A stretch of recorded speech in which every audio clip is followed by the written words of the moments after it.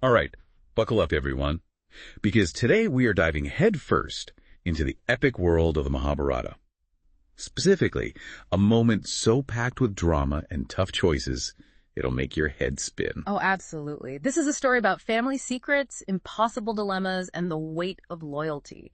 We're talking about Kunti, the mother of the Pandava brothers, and Karna, a warrior who's about to discover he's right in the middle of this tangled family tree. And the timing couldn't be worse, right? I mean, this all goes down just before the Kurukshetra War, this massive conflict between the Pandavas and their cousins, the Kauravas. So stakes are high, emotions are running even higher. The text you've given us lays out this incredibly charged meeting between Kunti and Karna. Yeah, a meeting that completely changes the game.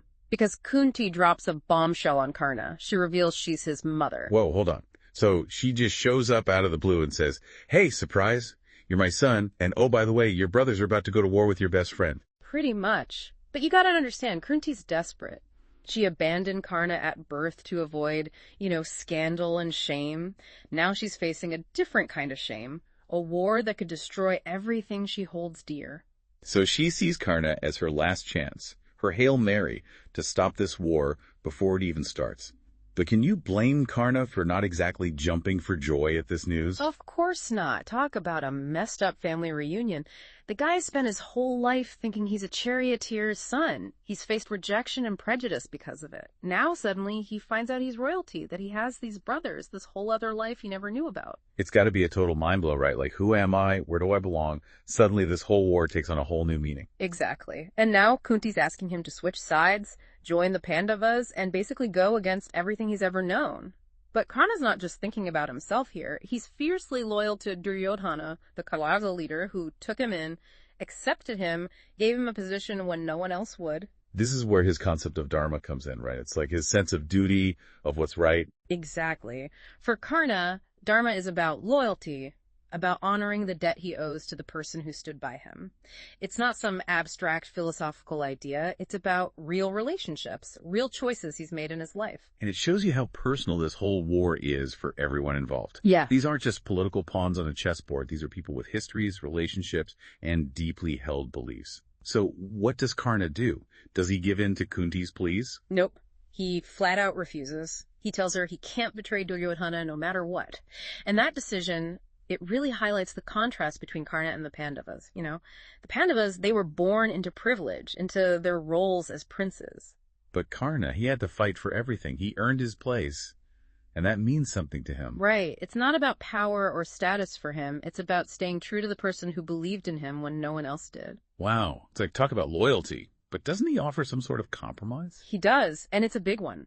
Karna promises Kunti that he'll only fight Arjuna, only his destined rival, his brother, on the battlefield. He vows to spare the other Pandavas. Whoa.